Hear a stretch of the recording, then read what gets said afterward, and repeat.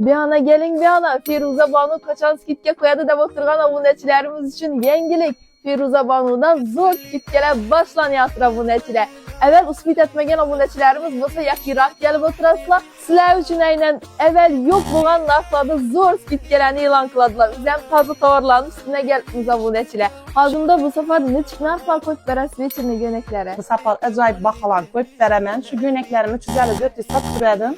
Fakat bana abone bulup, yakınlarını belgileşip, bilmese samolyotla uçur verip, men üçün gen patlıçıklarım hemmesine bulanı 290 bin sondan koyup veremem. Hani izleyen bir başka çakışır. Buladan amek geldim. 354 sattırmam, patlıçıklarıma 250 bin son etip veremem. İşlerimizden yine 250-300 bin yedi, 190'dan etip veremiz.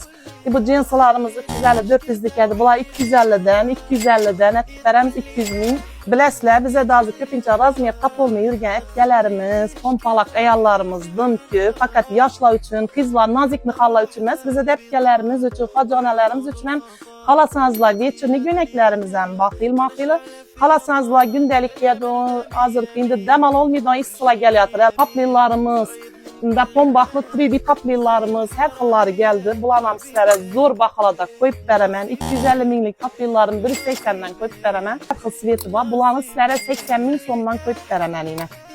Görün 80 bin hatta ki ben vermeydi. Menzilimiz aboneçiler Ürgenç Ray Center bazarının 3. katarı 154. Firuze Banu magazini bulan profil telefon rakamlarını kaldıramız. İlsat bötemiz 15. April için uspit etkilamız bu yengilikli yakınları izler koyamız.